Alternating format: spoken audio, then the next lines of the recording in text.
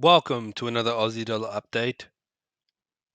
So, isn't it interesting how I post an idea and it seems to be reacting exactly the way I said? Right now, let's go to the hourly chart for a second. Right now, I posted this morning.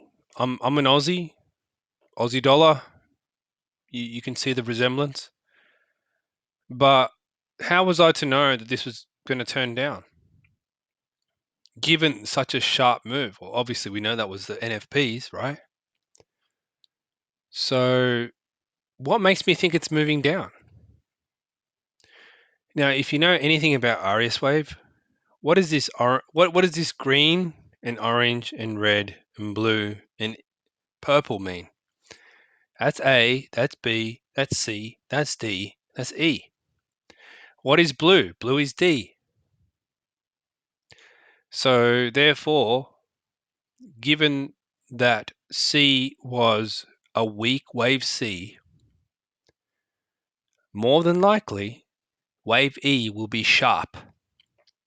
Okay, because this is where the difference between AriasWave and Elliott Wave becomes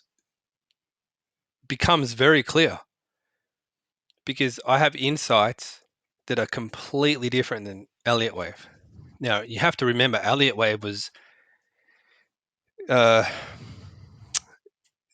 it was designed by some guy who was an accountant. Now, an accountant is probably less knowledgeable than an economist, and an economist is these days pretty pathetic. All right, they all extrapolate. So, in my opinion, well, an accountant is probably better than an economist. But, you know, Ralph was unique in his time. However, it doesn't mean anything. It just means that somebody saw a few patterns and wrote a few books. Big deal.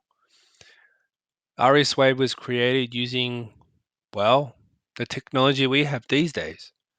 The thing that really bothers me is, why hasn't anybody made an alteration to this thing called Elliott Wave? Now, don't get me wrong. I basically started with Elliott Wave, and I found that it was completely wrong, incomplete, and pretty much useless, especially if you're trying to trade. I mean, have you ever tried to trade using Elliott Wave?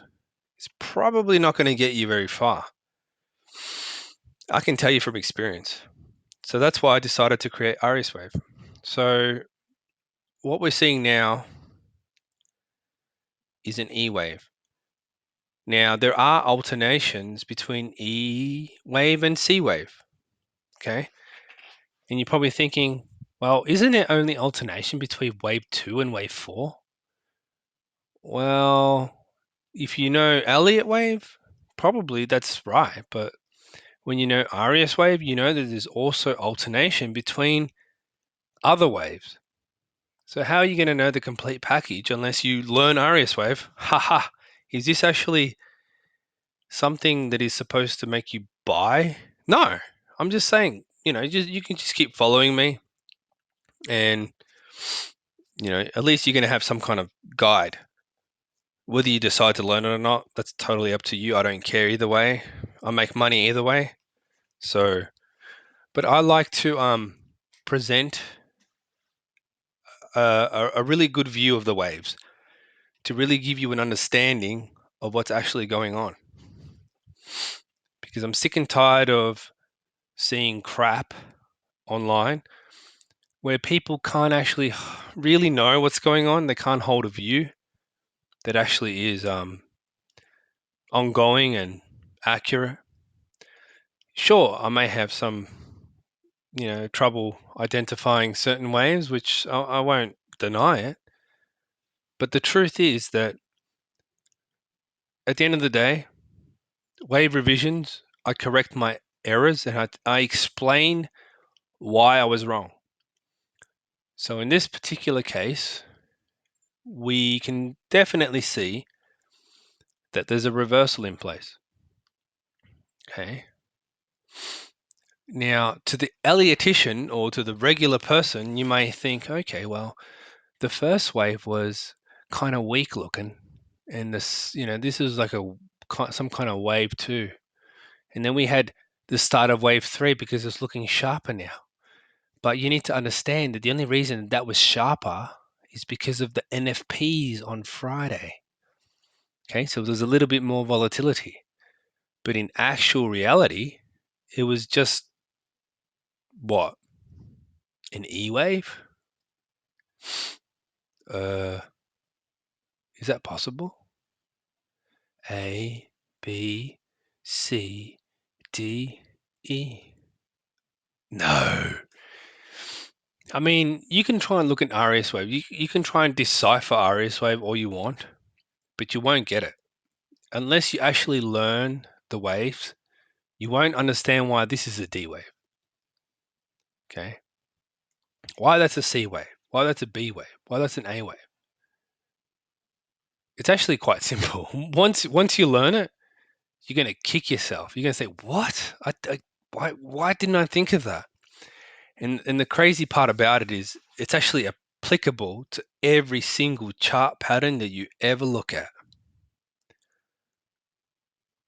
So you can try and decipher AriasWave, but you won't be able to, simply because all the waves are so unique and they're all very different, really. So in this case, we're looking for 5 waves down, probably a bit sharper than the C wave. We're heading toward the buy area. Now, why am I so sure that the buy area is the buy area? Well, it's an ending diagonal, and wave 2 was expanded, right? Wave 2 was expanded. So it almost looked like there was no wave 2. It was just like wave up, wave down, wave up. It was like 1, 2, 3. You might even think it was like 1, 2, 3, 4, 5. Hey, if you thought that, then I wouldn't blame you, because it looks kind of like it could be that, but it's not that. And if you learn AriasWave, then it basically explains to you why it's not that. So anyway,